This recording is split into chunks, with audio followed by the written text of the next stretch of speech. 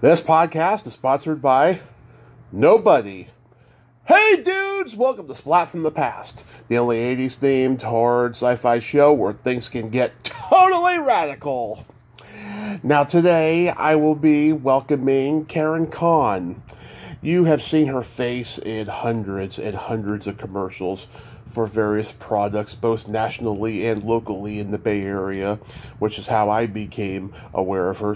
But like nationally, she's endorsed everything from Kovac to Domino's, Chevrolet, etc. And she's also been in some great movies. She was in the Dirty Harry sequel, The Deadpool, Brian De Palma's Raising Cain, Mrs. Doubtfire, which celebrates its 30th anniversary. I'm excited about that. John Carpenter's remake of The Village of the Damned, the Chris Farley, David Spade vehicle, Black Sheep, and the Eddie Murphy movie Metro, and so many others. And we're going to talk about a lot of that stuff today, and I can't wait. And she's always been, that Asian lady in every TV show, in every movie, TV show, commercial especially, and it's going to be a great conversation. I cannot wait. And she seems like such a sweet lady as well, so I'm pretty happy about that. Christmas December is just so fantastic, and even though this is not a Christmas themed episode, I am so blessed that I can't complain. It's been really tough getting Christmas movie people on this year, and because I've talked to so many in the past, there's really nothing to add to it, but at least I had two guests from Trading Places to celebrate the 40th. A Christmas Story, I really would like the angry elf in that movie, but for 6 years in a row, she has not responded to me in DM, and I've tried to get the other people on to connect, and the connection hasn't been made, but it's okay, because I am blessed, and I love what's going on with Splat from the Past. So yeah, here is my interview with Karen Kahn. Hello. Hey Karen, welcome to the show. How are you today? I am very good, Tommy. How are you today? I am just fantastic. I can't tell you what a great honor this is. Thank you so much for taking the time today. Well, thank you. I appreciate it. Thank you. Absolutely. So, going back in time, I was reading that you did ballet. How old were you when you started that? Oh my gosh, I must have been, I'd say 3, 4 years old. I mean, I was young. My father, he was a German. Just to let you know, my ethnicity is Japanese, German, Jewish. Mm-hmm. My mother's from Osaka, Japan. My father was a German Jew from the Bronx, and he loved theater. So As a young person, he would go into New York all the time to get the cheap tickets, and he was very instrumental in getting me into the business. Wow. Yeah, I didn't know if Kahn was maybe the Jewish name of your husband or something like that. No, Kahn is a German Jewish name. That's my dad, Fred Kahn. That's his name. So I kept my maiden name because I had my professional name before I got married and all that kind of stuff. Right. Are you trained in any other types of dancing? No, it was basically ballet. I mean, that was the foundation. I'm always dancing around, but that was my traditional training, which I did for years, and I was part of the Princeton Ballet Society for quite a while, and they were great. That was in Princeton, New Jersey. Nice. What age did you start gravitating toward acting? Well, it started in grammar school. Mm-hmm. Actually, my father, once again, he, kept pushing me. And I was doing like ballet productions, so I was used to being on the stage and everything through ballet. And then there was like community theater, but there was this one significant show, I think I was in 3rd grade, called The Gallant Little Tailor. And I bring the script home. We had an audition for the students, and my father goes, "You could be the lead." And I go, "But the lead is a boy." He goes, "Yeah, but it's the lead." And he kept practicing with me, and I ended up getting the role. And I look back, and I still have pictures and films from that. It was quite significant. I remember with the ending, what do you call it? You know, everybody singing everything. The principal got up Yep. and said, "Everybody, let's have them do it again." And there was this huge standing ovation. And I will never forget that high from everyone clapping. And, of course, I'm pretending it's all for me. And that's when I got the bug. I was like, I love this. Yeah. So, that's when it was in third grade. But I was involved with community theater in Princeton for many years, growing up through my teenage years and all that. And that was fantastic. Fantastic training ground. Yeah, the principal cast ending, it's always just a rush, a high. You know, I remember, I did theater in high school. I was a prop handler, and, like, it was just that feeling, it's just of everybody going up on stage and the energy of the audience. There's nothing like it. Oh, I know. No, it's the ultimate high. It really is. It really is. I love it. So, no, I'm very thankful to my father all the time for getting me involved with this, because I was a shy little kid. And so, who would have guessed? Who would have guessed? Yeah, he was living vicariously through you. Maybe. He was certainly one of my biggest fans. So, it was great. You started performing summer stock productions with the Pittsburgh Civic Light Opera. That's how you got your equity card? Exactly. I was 16 years old, and the director from the community films, community theater I was doing in Princeton, he was also directing the shows for summer stock. And he goes, "I want you to audition." And it was for South Pacific. And I had done South Pacific in Princeton as a little girl, the little girl's part in Ghana, when I was like 8 or 9. Mm-hmm. At this time, I'm 16, so it was for the older Polynesian girl who falls in love with the lieutenant. And I went, I auditioned, I got it, and that's how I got my equity card, and that was amazing to be rehearsing for one show during the day, performing another show at night, because they hired me for the whole season. So, yeah, that was a big change for me, really going into the professional realm. So then you attend New York University and study in the Lee Strasberg program. Did he teach the classes or make appearances? He did, and that was great. I'll give you a little background on two things that I think might interest you. If I should insert myself, or should I wait? Oh no, you can tell me. Okay, well, first of all, with what I told you when I was a little girl, I did South Pacific at McCarter Theater in Princeton. One of the people playing the young sailors, and I didn't know it at the time, was Christopher Reeve. Wow. Isn't that a trip? Mm-hmm. My father has him in our home movies. We went back, and he goes, there he is. So little did I know, when I was 8 or 9 years old, I'm in a show with Chris. Then, all right, fast forward, what were we just talking about? About Lee Strasberg. Oh, Strasberg. Yeah. So here's another funny little thing where I went there my freshman year, right? And so I'm living in the dorms at NYU. Yeah. And who's another? This is when dorms first became co-ed. Yeah. And another little person who was a freshman there, Chris Columbus. Oh, Chris Columbus, yeah. Yep. And that's, I think, how Mrs. Doubtfire came into being. It's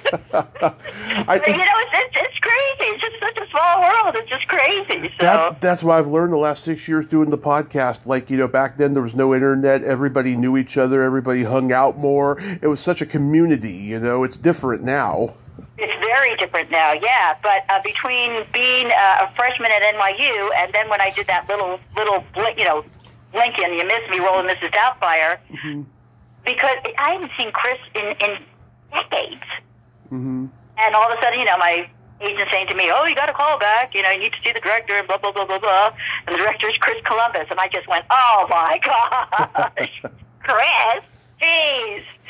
So that was funny. When I think that's how I got the role, because it's just like a one-liner, the role. Yeah. But when I went in there, he knew my girlfriend very well. And I said, "I'm going to say something." So I go in there, and all these people are I have this do my thing. And I said, hey, I just want to tell you, Sandy says a big hello. And he goes, Sandy? How do you know Sandy? And I went, oh, we were roommates. Mm-hmm. And he looks at my resume again, or my headshot, and he goes, oh, my God, Karen Kahn! You know, and we just started cracking up. And his old roommate, Mark, who I think also produces with him, he goes, hey, do you remember me? Do you remember me? Yeah. I go, yeah. You know, so it was like a little homecoming. And I think that's why he gave me the part. It was just such a little part. But that was fun. That was fun. Yeah. Any other classmates we would know? No, I think that's it. It was just, you know, then, you know, being with Chris in Village, you know, I brought up McCarter Theater to him, and he was going, oh, my gosh. But no, I think that was it, you know, as far as the people who, well, I took ballet with B.B. Newer. Oh. Yeah. Love her. We used to do the Nutcracker and all that stuff together for years and years, and she was really focused on dance. Yeah. She was a much better dancer than I was. And then, you know, lo and behold, she hit it big, which is, you know, very, very cool. And we happened to bump into each other. She did a one-woman show out here in San Francisco. Mm-hmm. And we reconnected. But she was always a super nice person. Yeah, my friend Jan Gann Boyd used to dance with her in New York, early 80s. Yeah. Did you do any theater in New York that you're proud of that stands out? It was just through NYU. It was like off Broadway kind of things. That like more student productions. You know, that was it. I didn't do any Broadway or anything like that. Because I had gotten into commercials once that's how I got my agents. When I was 16, I got my agent, Wilhelmina, in New York, and started doing commercials. So that's how I got my SAG card. What year did you move out to L.A.? 79. Wow. Yeah, I know. And the only thing you could get cast in was Inchon? Oh, God. That was a fluke. Oh, see, all my things are flukes.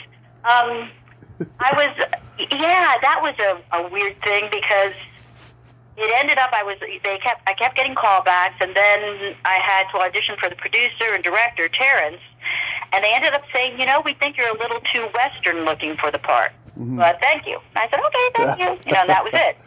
Then I get a call like a month or so later, you know, a while later, saying, you got the part. They want you in Korea, like, you know, in a week.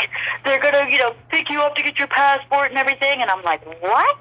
Yeah. And then I guess what I heard happened was they had hired a high-profile actress in Korea for this part, mm-hmm. and some scandal happened. And they had to take her off, and I think they just said, get that Karen Kahn girl. You know, I mean, I had never done a film before in my life. I mean, with a role, I had done background work, but I didn't know. I knew theater, which is so different than film. Mm-hmm. So it was an eye-opener, and I was only supposed to be over there for 2 weeks, and I think I was over there for 2 months. They just kept me on and flying me to Rome for this, and it was insane. It was in a fun way. It was insane. Just like, wow, so this is how this works. Yeah. Who are all these people? Oh, seems like people are getting paid who don't do anything. Oh, but no, it was crazy. I mean, there would be bags of money being taken. All these like the crew were taking all this because I would be paid in cash. It was weird, mm-hmm. and they would take it to the black market and do stuff. It was a crazy production. Yeah, huge production. But it was it made it in the book of worst films of Hollywood.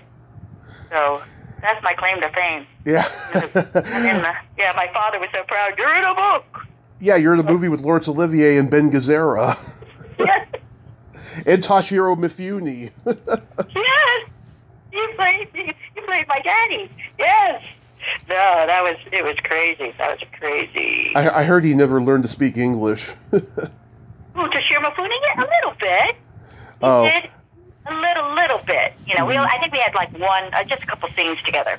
But, no, everybody was always very, very nice. And I'm thankful for Facebook because I'm still in touch with people from that production.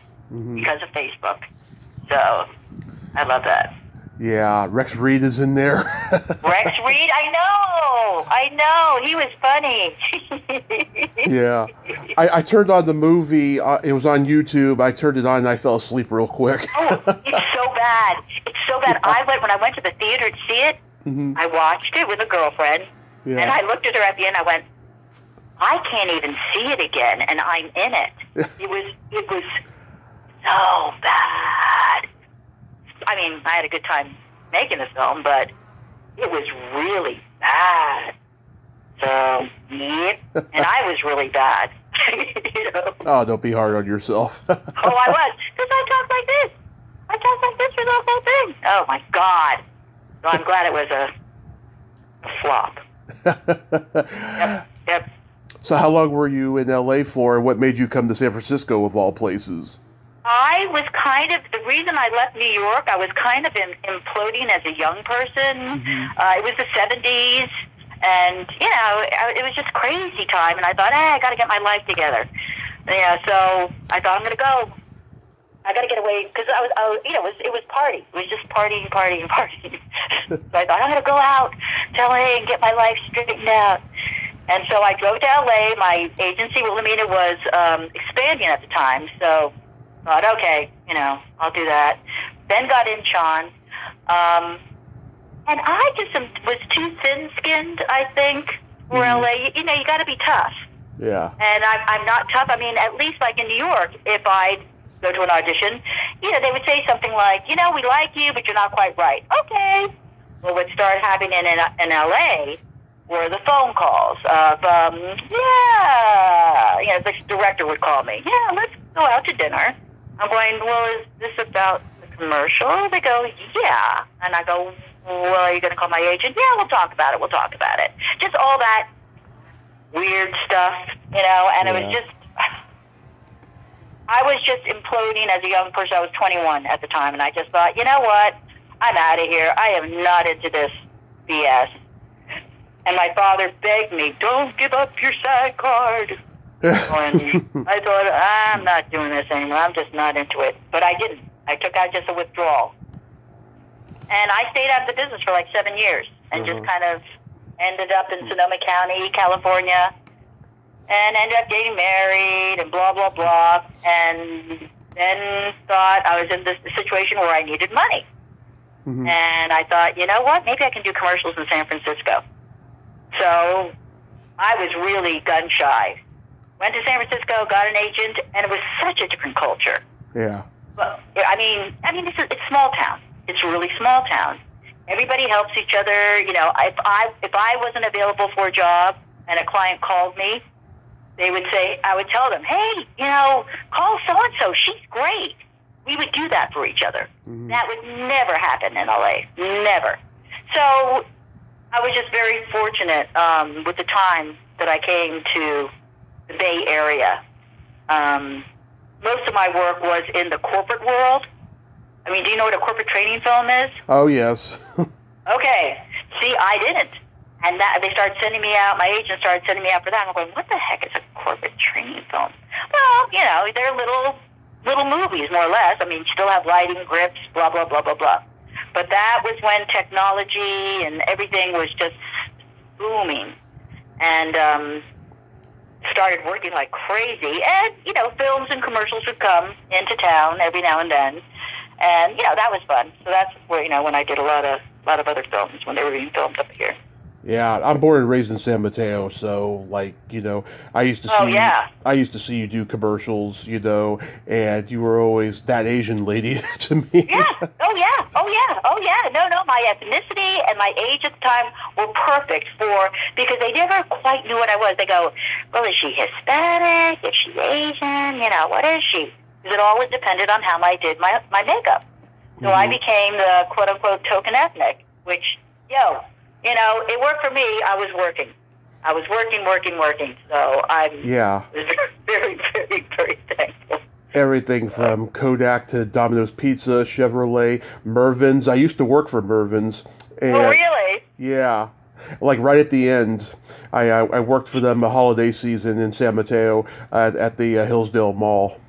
Okay. Okay. Yeah. No, all that stuff. No, I like I said, I was able to sustain myself as an actor, and I was a single mom for a long time with 2 kids, and I was able to feed us and keep a roof over our heads for a long time, and I'm still blown away that I was able to do that. I was very fortunate. You should be very proud. I'm surprised you didn't take over for Paul at the Diamond Center.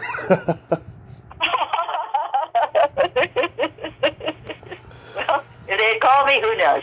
Yeah. So you got to be in the last Dirty Harry movie, the Deadpool. How was that experience? That was great. That wasn't the last thing I worked with Clint Eastwood. That was great. What I like about him, he never says like, and action. He always he's real quiet. He just goes, when you're ready. Or, okay, that's it.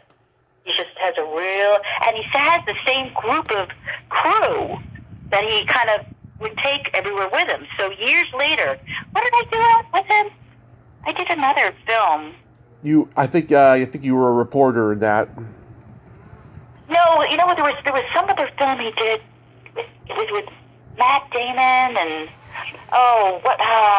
Clint Eastwood did a movie with Matt Damon. What was that called? Not The Hereafter, or I have to and look it was that with up. Ron Howard's daughter. What's Ron Howard's daughter name? I don't know. I didn't know his daughter was an actress. I'm so out of the loop with the newer she's people. She's a great actress. She's wonderful. But I did something, and this is going like, you fast forward, 20-something years, and here's the old crew that I knew, and I just had a real small role, but that was another Clint Eastwood movie, but it was like 20-something years later from the Deadpool. Was it Gran Torino? Nope.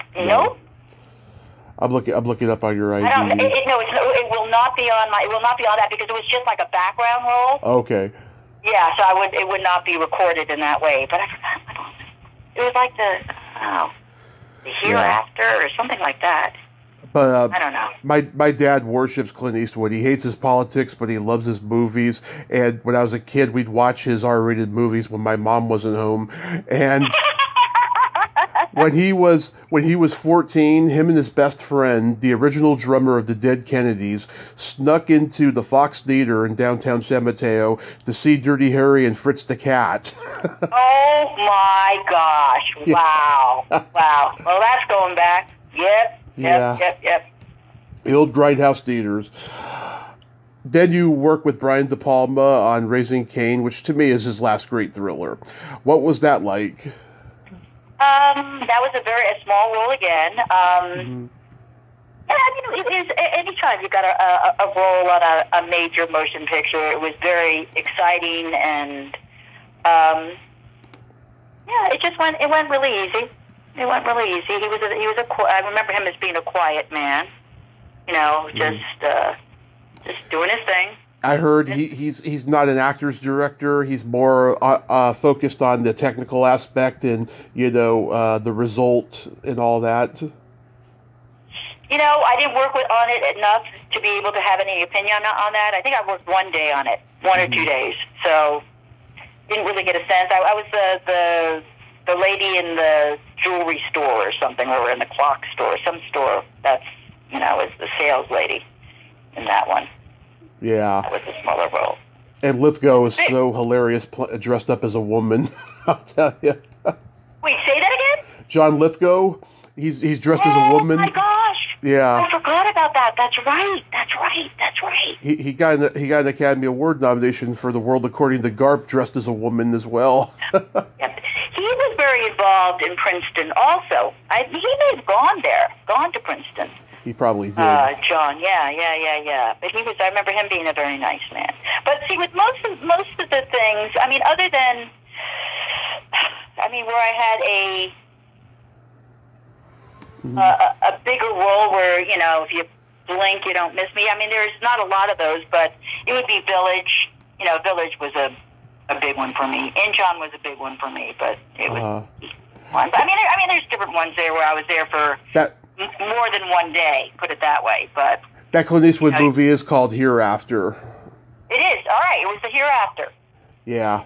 That was like at the beginning of like my drinking days, so that's why I don't remember that one. You don't remember? Okie dokie.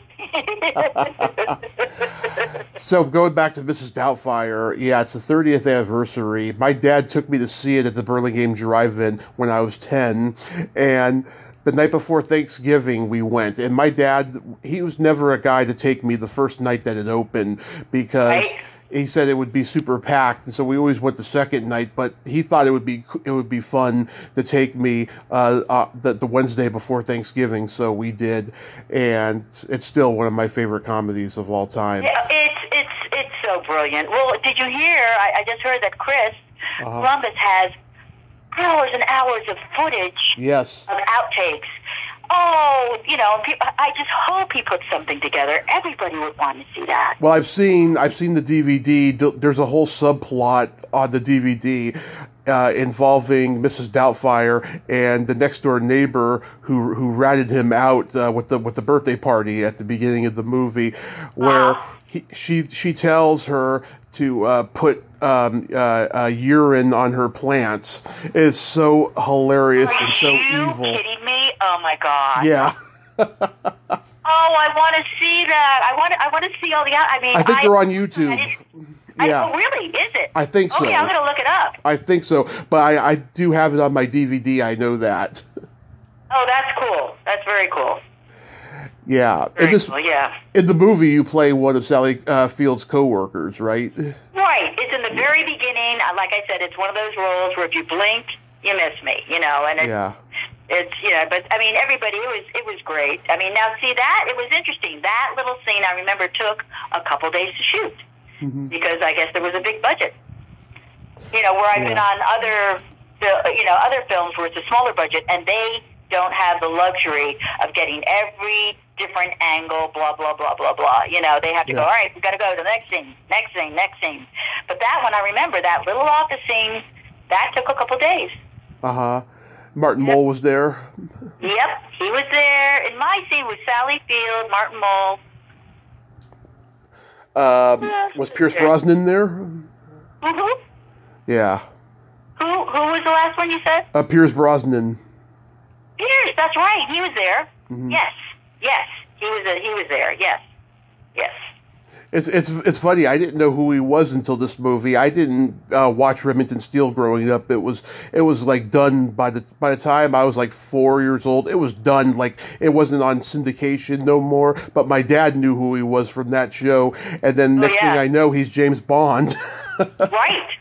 Yeah. Right. Yep. Nope. He was a nice guy. Everybody was nice. Everybody was always nice. Yeah. They were in talks about doing a sequel when Robin was still alive. I'm glad it never happened, though, because this movie stands alone on its own, It really does. It's just brilliant. It really is amazing. I'm so sad I never got to meet Robin. So many comedians I knew did, and I just never was in the same place as him when I was doing comedy in the Bay Area. And I didn't get to meet him because we weren't in the same scenes.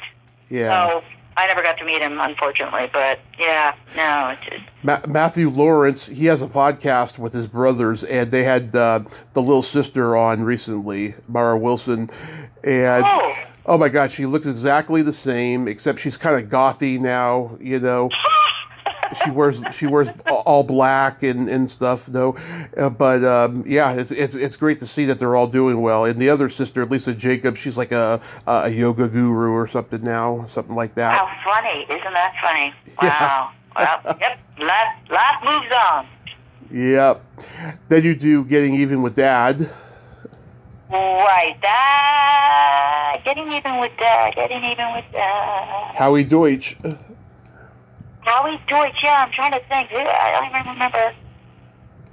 don't even remember what I did with that in that one. Let's see. In that one, you played a TV anchor woman. Okay. See, yeah, the Connie Chung roles. Yeah. I got hired a lot as a TV anchor, TV reporter. Well, it's probably because of the commercials. When I originally auditioned for Village, I was auditioning as a reporter. Yeah. And then the whole thing kind of kept rolling, and lo and behold, I become Chris Reeves' wife. Yeah, no, that was crazy. That was crazy. That was fun. Yeah, tell me about making Village of the Damned, because I love the original. I think the original is such a masterpiece of horror. Well, I had an audition, reporter. Okay, go in, do my thing. And I didn't realize it at the time, but at the casting session, John Carpenter's wife, Sandy King, she was also present at the audition. So, I do my little thing, and I go downstairs with the other actors, and somebody called me back and said, hey, they want to see you back up there. And there was a scene in Village where one of the children make this doctor put acid in her eye. I don't know if you saw the film. Yep, I've seen it. It's a wigged out scene. Yeah. You go, would you mind just going, looking at this and, trying this one out for me? And I'm going, oh, okay. I'm thinking, oh my God, this is wigged out. It's a wigged out scene. So I go down, I practice, go up there, and I just kind of go for it. And it was kind of wild. And they went, okay, well, thank you very much. And I said, well, thank you. Leave. I get called back up. And Sandy said to me, this is a long shot. And she hands me the whole script. And she said, this is a long shot. Would love to have you come back. And please make sure you're familiar with the kitchen scene. And that's the boiling hand scene. Yeah. So, all right, thank you. So they were going to call me back. In the meantime, I'm doing all these corporate films, very, very, talking head kind of thing. So my callback was actor. One day I had a shoot down in Silicon Valley somewhere. So I'm coming back, and then, are you familiar with the scene where my hand gets put in a pot up? Yes, your scream, by the way, is so convincing. It is. So it was. Well, I would actually look at a pot of boiling water, like I was making spaghetti or something, and look at it because I'm thinking of the scene, and just trying to wrap my brain around it, because it's like, it's wigged out. And so on my way driving to this callback, I start screaming in the car and just trying to get in the headspace, like, oh my God. So go up and, thank you for being here. And they go, all right, whenever you're ready. And I remember thinking in my head, you just better go for it, because you can't, that's all you can do. It's too whacked out. And all I remember is after I was done, I was on the floor on my knees. My knees were all skinned up. I guess had been writhing around on the floor. I don't know. And I stopped, and I stop, I look up, and they're both looking at me, and they went, okay, well, thank you very much. And I said, thank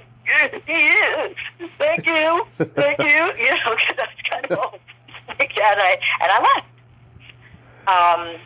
Next thing I know, I'm getting a call, the director wants to see you, John Carpenter. And they were already in production. And I think what had happened is they had hired some other known actress for the role of Christopher Reeve's wife. But she was out of it. I don't know if there was another project or what.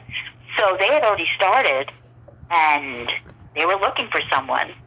And John tends to not like the Hollywood system. He likes his own thing. Oh, yeah. No one knew about me, right? So anyways, I go in for this interview with John, and I'm kind of like trying to stay like in a headspace, an emotional space to do that audition again, because I'm going, oh boy, I'm going to have to do it for him, right? So he's just sitting there smoking his cigarettes and calls me in. We're sitting down, and he's just asking me questions. Has this ever happened to you? And have you ever seen this film? And blah, blah, blah. And at one part, I realized he's just trying to figure out who you are and what you're all about. I said, you better show him what you can do. So at one part he says, has anything really bad ever happened to you, or something like that? We're talking about suicide and things like that. And I went, no. I said, but I can imagine something bad happening to my children. And then I start to lose it emotionally, because that's a tool I use if I have to really go to a dark place fast, just imagining something bad happening to my children. So I'm sitting there, and I'm starting to just kind of cry and everything, and he's just looking at me. And, we finished talking, and he went, well, have you ever seen this film? And I said, no. He goes, you need to see it. You need to see it. And then he goes, all right, let's make a movie. And I didn't quite know what that meant. I went, oh. He goes, all right.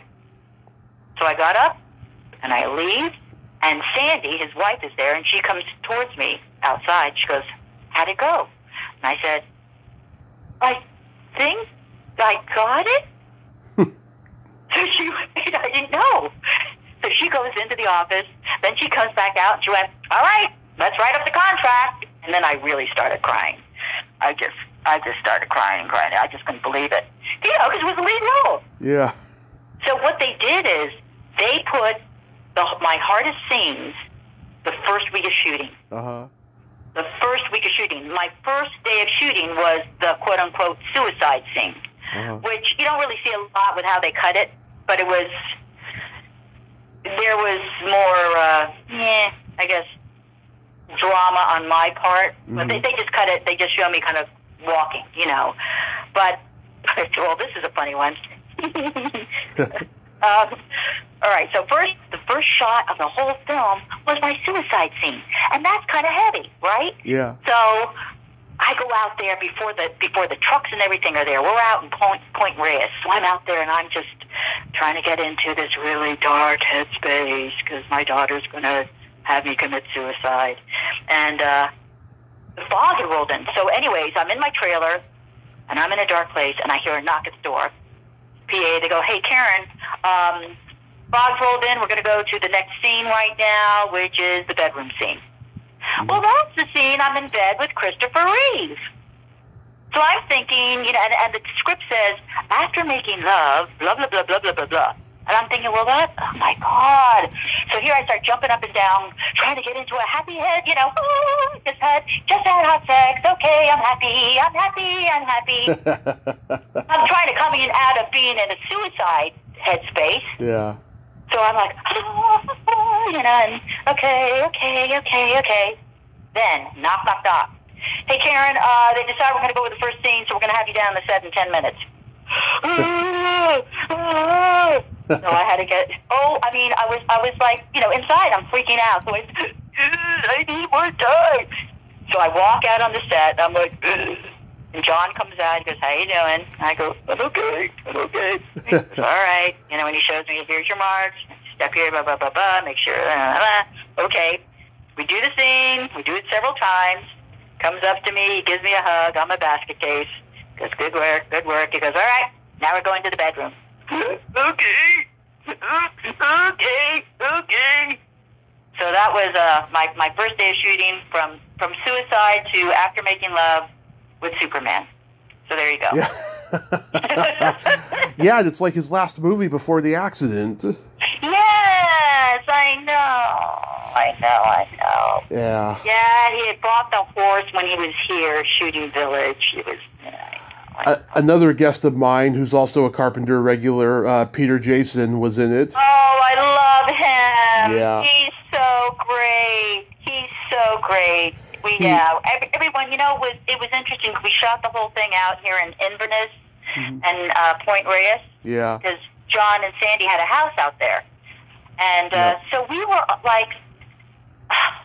He shot the fog over there. Yeah. Yeah, we were just all this... everybody, like, who was it? A bunch of the women, not Kirstie Alley and Linda Kozlowski, but the other ones that were regulars in it, they gave us this... It was this big house that we were all in, and Mark Hamill had the bottom floor, and we had the upper floors. And it was just like a sleepover. It was just so much fun. The camaraderie in that film was amazing. And again, Michael Pare, who's a hero of mine. Many of those people. Who? Michael Pare. Right. He was in it. Meredith Salinger. Mark was so funny. Who? Meredith Salinger. Yes, Meredith and Connie Forsland, and it was just a great group. I saw Lindsay Hahn do a Zoom podcast not too long ago. It's hard to believe she was that evil little girl in the movie. She was amazing. She's so fun looking. Amazing. Just yeah, she looks like fun, very free, very sweet. You know. They all were. All the kids were. It was just... Yeah. Yeah, no, it was great. It was a great time. Great time. Yeah, I interviewed one of the original little girls, Leslie Scoble. Her and her twin sister, they were both, evil kids in the original Village of the Damned. And she lives in England still, and she does art. Yeah. How about making Black Sheep? Black Sheep, I was down in L.A. for that one. Mm-hmm. And actually, that's right, the assistant director and I think the second AD, they had both worked on Village. So I remember seeing them, we were like, hey! So, it was a one-day thing, and I forgot, it was a female director. I remember that, it was a female director. Oh, Penelope Spheris. Yes.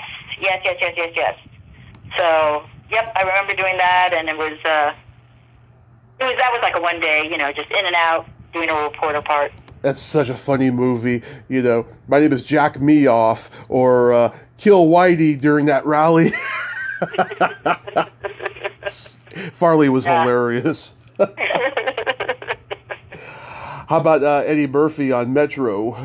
Now Metro, oh wow, that was a heavy one where he was on the other side of the door. We were in the jewelry store and we were getting robbed. And I remember Eddie Murphy, he was talking from the other side of the door. We were inside. But that was one where I remember the director, we're all having, at the crafts table, having lox and bagels and whatever we were doing. And all of a sudden I get to go, hey, Karen, they want you on set. And the director comes up to me and he goes, all right, I want you to kneel down. So I'm kneeling down. He goes, then just stand up and do your line right into camera. Well, my line is where I'm just freaking out because the bad guy has a gun pointed at my friend. Mm-hmm. All I have to say is like, please sit down, or something like that. But I had to be in this distraught place. And I remember thinking in my head, oh my God, you got to give me more time, because they're going, all right, let's go. Like boom, boom, boom. So I knelt down and I went to that dark place and did it, but thinking, holy moly, what's asked at times is very difficult, but you have to, because time's money. So you just gotta go for it. Yeah. Yeah. Yep. That was fun though. That was fun with all my. How was the Nash Bridges experience? Which one? Nash Bridges.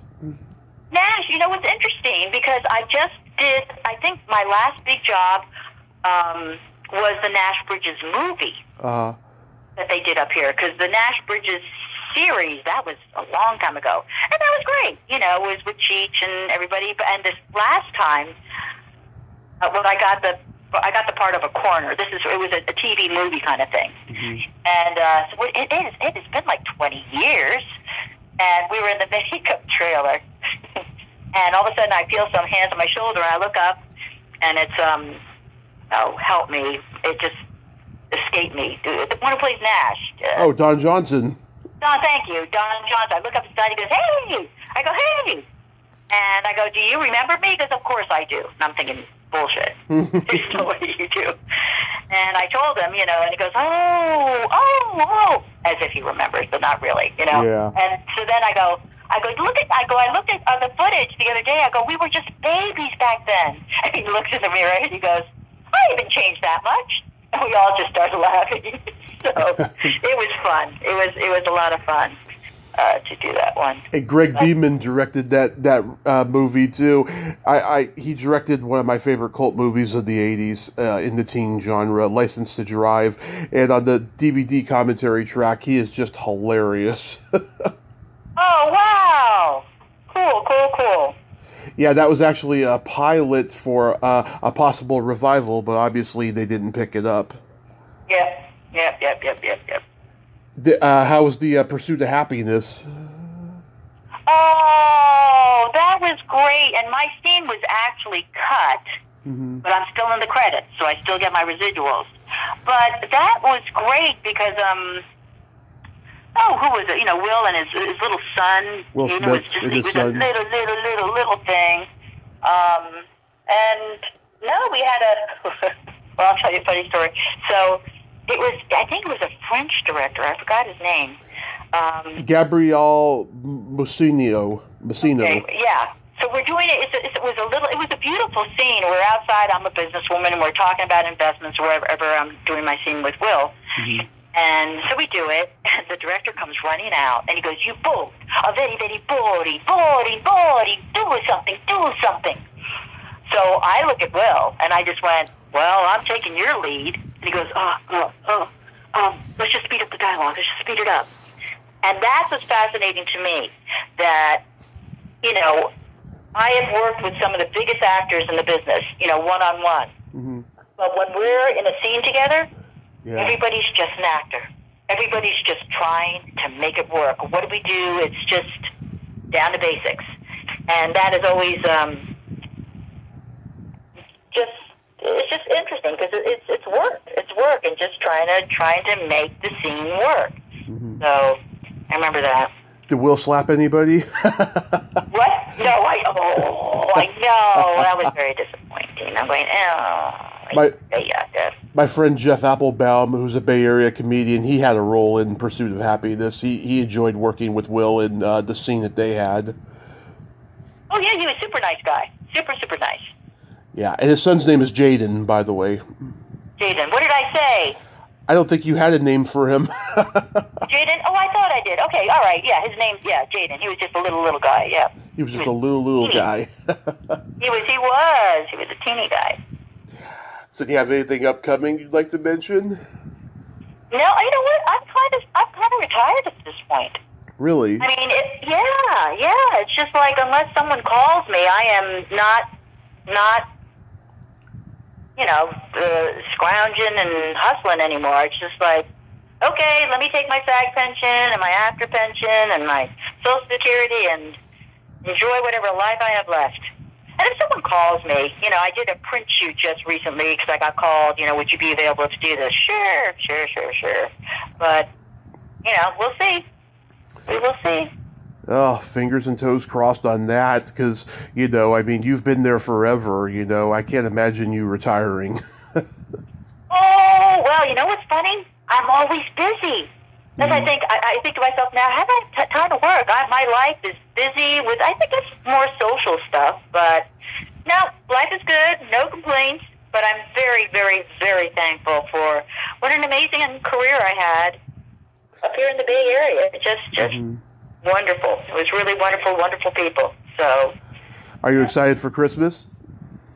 I am, because we have my grandson. I love my grandson coming over, yeah. How old are they?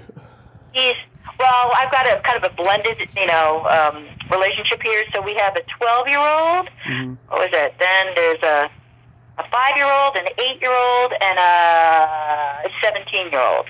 Oh. So, yeah. So, like I said, we're busy. Yeah. Real quick, Karen, we gotta play my secret silly game. This is a series of silly slumber party questions. No win or lose. It's just pure fun. And how the game works is, I ask you the question, you answer it, then you ask me that exact same question, and I answer it. And feel free to comment on the answers because they might be funny. Okay. Karen, are you ticklish? Yeah. Tommy, are you ticklish? Yes, and if you tickle me without warning, I might hit you in the groin. Oh, okay. Won't do that, all right. Is your belly button an innie or an outie? Innie. Is your belly button an innie or an outie? It is also an innie. Good. What color are your toenails painted? Red. Love it. What color are your toenails painted? Right now, they're not painted. Last time they were purple lavender. And I'm thinking by the end of the week, I'm going to do red, green, and white for Christmas. Oh, my gosh. Yes. Okay. What would you say is your best personality trait? Easy to laugh. You do have a great sense of humor. I don't have a great sense of humor, but I laugh easily. Yeah. All right, what do you think your best personality trait? I have empathy and I have no filter. Ooh. I'm a Gemini. I'm a Scorpio. Oh, God. Scorpios are dangerous. Only if you cross the line. Just don't cross the line. Yeah. That's all I say. Yeah, you're my friend as long as you don't cross the line. If you could have anything named after you, what would it be? Named after me? Oh. I would think something that showed good works towards humanity in some way. You know, I mean, yeah, something like that. What would you say for you? Or how would you like to be remembered? I'd like to have a vibrator named after me. Oh God, no! No! It's just a fantasy, no pun intended. Oh my God! And then my favorite question, is there a stinky smell that just makes you gag? Oh, a stinky smell that makes me, I guess, vomit? Oh, just Yeah, that. that's a popular one, by the way. What smell makes you gag? Either farts or feet. Okay, let's stay away from all of them. Yeah. Karen, you are so hilarious and so much fun. Thank you so much for coming on today. Well, thank you. Thank you so much for having me. I really appreciate it. And you have a wonderful holiday season. Yes, you have a happy holiday season and be safe out there. Okay, you too. Thank you, Tommy. Thank you. Bye-bye. Okay, bye. Well, there you have it. Karen Kahn, ain't she a sweetheart? Oh my God, that was so much fun.